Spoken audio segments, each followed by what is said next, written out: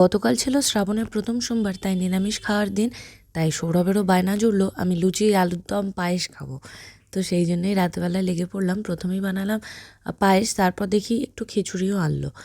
আর তারপর দুপুরবেলার যে তরকারিগুলো ছিল সেগুলো অল্পই ছিল, তাই বাটিতে একটা তুলে রেখে লুচি আলুর দম করতে লেগে গেলাম। বায়নাও ধরেছে 9:30 পরে, তখন আমি একা হাতে কতটা তাড়াতাড়ি করব।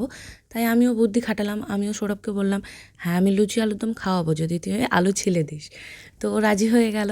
তারপর আমার এই শোকেসের কাজটা ভেঙে গেছিলো, তাই পেপার লাগিয়ে দিচ্ছিলো যতদিন না কাজটা লাগায়।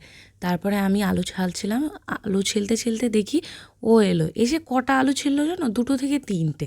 ততক্ষণে আমার সব আলুই ছেলা হয়ে গেছে। যাই হোক, তারপর আলুর দম বসিয়ে দিলাম, লুচি করলাম। সাধারণত সৌরভ খুব একটা আমার সাহায্য করে না, কিন্তু সেদিন একটু করে দিল। তারপর পাপিয়াদের দিলাম, সঞ্জীবদের দিলাম, বাবা তো লুচি খায়নি। তারপর আমাদের ভাগে ছিল ওই 10 থেকে 12টা, যেটা আমরা ভাগ করে খেয়ে নিলাম দুজনে।